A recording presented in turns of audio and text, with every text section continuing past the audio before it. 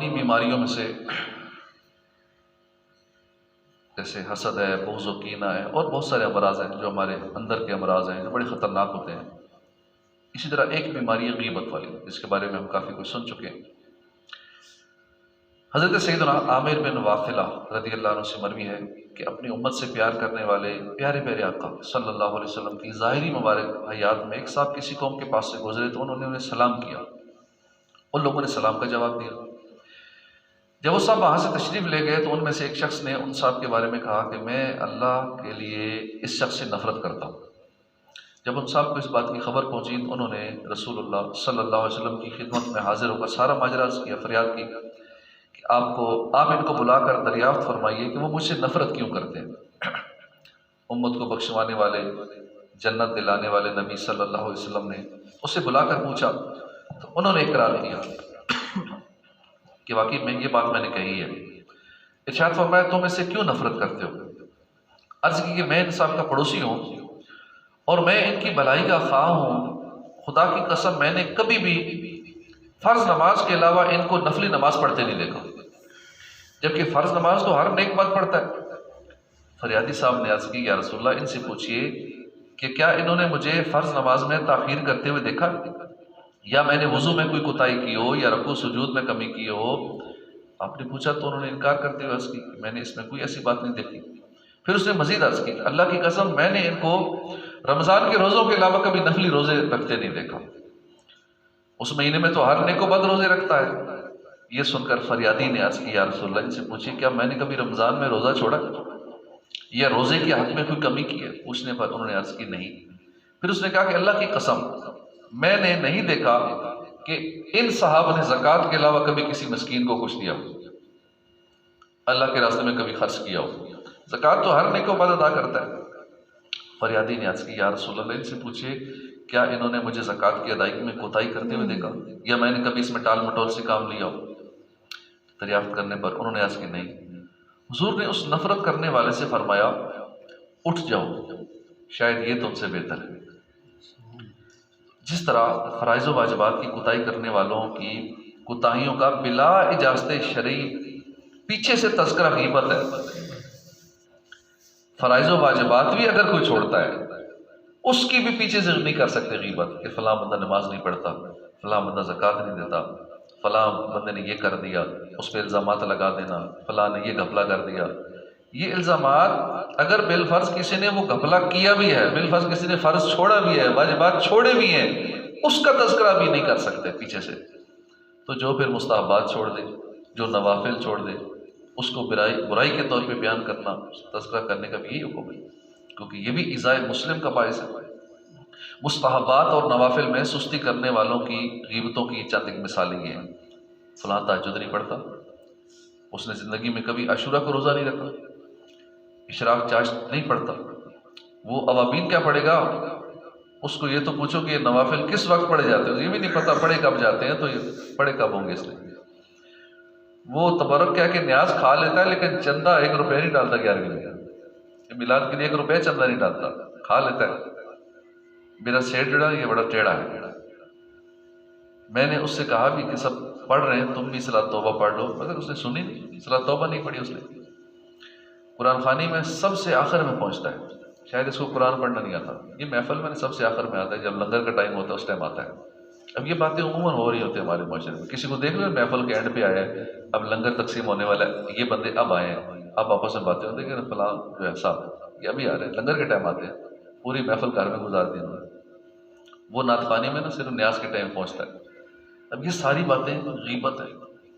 سیدنا حارث محاسبی رحمۃ اللہ علیہ فرماتے ہیں غیبت سے بچ، بے شک وہ ایسا عجیب شر ہے جسے انسان خود آگے بڑھ کر حاصل کرتا ہے.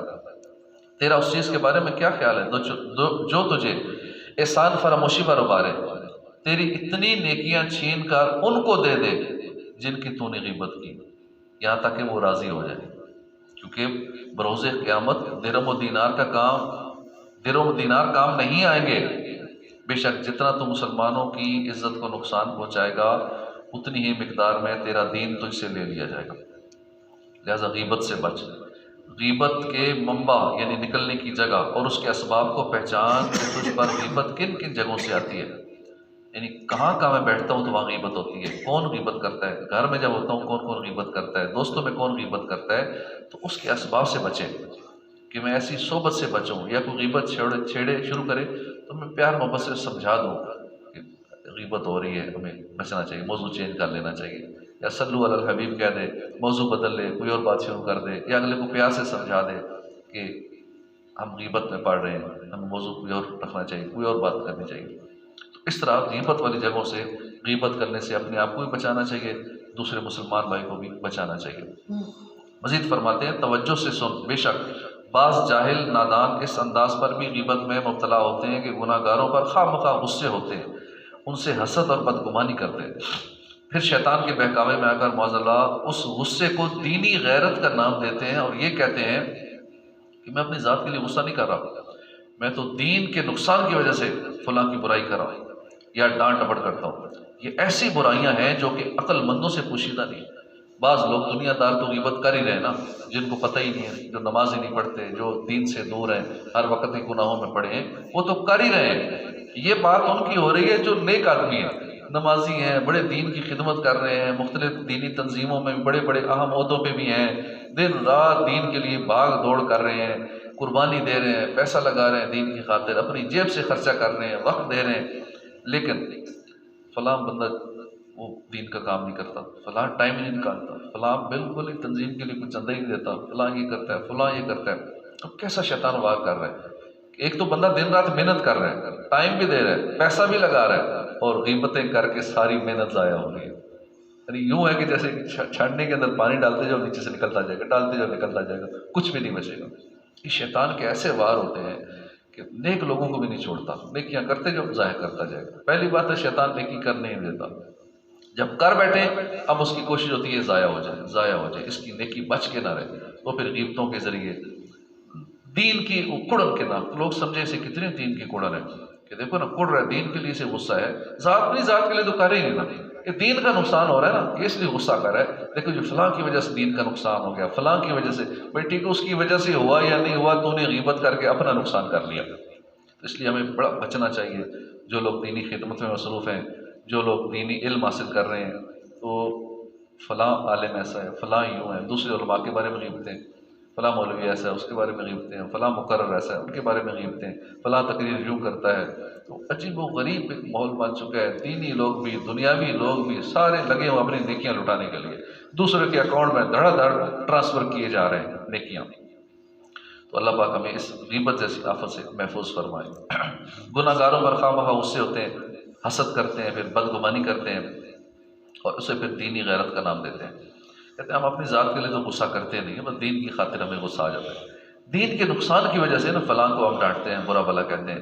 یہ ایسی برائیاں ہیں کہ جو عقل مندوں سے پوشیدہ نہیں۔ بعض لوگ اہل علم ہونے کے باوجود شیطان کے دھوکے میں آ کر جب کسی کی برائی بیان کرتے ہیں تو کہتے ہیں کہ ہم تو اس کی نصیحت اور اصلاح کے لیے کر رہے ہیں، ہم تو اس کے خیر خواہ ہیں، بھلائی چاہنے والے ہیں، حالانکہ حقیقت میں ایسا نہیں ہوتا، کہ اگر واقعی وہ بھلائی کے طالب ہوتے تو غیبت نہ کرتے، ان کی نصیحت اور ان کے لیے غیبت پر مددگار نہ ہوتی، ان کی نصیحت ان کے لیے غیبت پر مددگار نہ ہوتی، بلکہ جس نے غلطی کی ہے ڈائریکٹ اس کو اکیلے میں سمجھاتے، اس کی اصلاح کا کوئی شرعی طریقہ اختیار کرتے، پیٹھ پیچھے غیبت نہ کرتے۔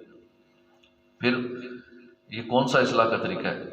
غیبت کر رہے ہیں پیچھے سے، توجہ سے سن، بس اوقات نیک پرہیزگار لوگ بھی حیرت کا اظہار کرنے کے انداز میں اپنے مسلمان بھائی کی غیبت کر بیٹھتے ہیں، حیرت کے انداز میں بھی غیبت کرتے ہیں۔ اب رہے استاد، سردار، افسر وغیرہ، بعض دفعہ وہ شفقت اور رحم دلی کے طریقے سے غیبت کی گہرائی میں گہری کھائی میں جا کہتے ہیں۔ مثلا شاگرد یا ماتحت کے بارے میں کہتے ہیں، استاد کہے گا اپنے شاگرد کے بارے میں، یا کوئی سینئر اپنے ماتحت کے بارے میں کہے گا، افسوس وہ جو ہے نا وہ فلاں فلاں کام، غلط کام، مثلا بری صحبت یا نشے کی نوسط میں پڑ گیا، کاش بیچارہ ہیروئن پینا چھوڑ دیتا، کاش بیچارہ یوں کر لیتا۔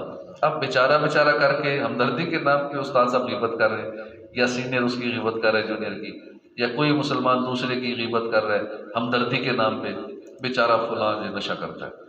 بیچارہ فلاں جو ہے نا وہ یہ گناہ کرتا ہے، در حقیقت وہ افسوس نہیں کر رہے ہوتے، اس طرح کی باتیں کر کے اس بہانے سے وہ اس کی پولیں کھول لیتے، مگر سمجھتے یہ ہے کہ ہم ان سے محبت کا اظہار کر رہے ہیں، ہم ان سے ہمدردی کی وجہ سے ایسا کر رہے ہیں، حالانکہ وہ غیبت کے گناہ میں پڑ چکے ہوتے۔ ورنہ اپنے ماتحت یا شاگرد کا کیا خوف ہے؟ اپنی شاگرد کو سمجھانا تو آسان ہے، ماتحت کو سمجھانا بھی آسان ہے، پیچھے سے اس طرح غیبت کرنے کے بجائے براہ راست اس کو سمجھا کر سچی محبت کا ثبوت دے سکتے تھے۔ بعض اوقات ایک شخص کسی کی برائی کو دوسرے کے سامنے ظاہر کرتے ہوئے کہتا ہے میں نے اس کی برائی پر تم کو اس لیے مطلع کیا ہے کہ تم دعا کرو اس کے لیے، اللہ اسے ہدایت دے۔ اب اس طرح بھی غیبت کر رہے ہوتے ہیں، فلاں جو ہے نا وہ بڑا خراب آدمی ہے، دعا کرو اللہ اس کو ٹھیک کر دے، غیبت کر دی ہے، اپنے گمان میں اس کو سمجھتے ہیں ہمدردی کر رہے ہیں، ہم تو اگلے کا فائدہ کر رہے ہیں، بڑا اس سے دوست ہے ہمارا، اس کو شفقت سمجھتے ہیں، لیکن حقیقت میں یہ غیبت کر رہا ہوتا ہے۔ اللہ الرحمن ہمیں شیطان کے خفیہ واروں سے بچائے۔ ہم اللہ کی بارگاہ میں رحمت کی دعا کرتے ہیں کہ وہ مسلمانوں کی غیبت سے ہماری حفاظت فرمائے۔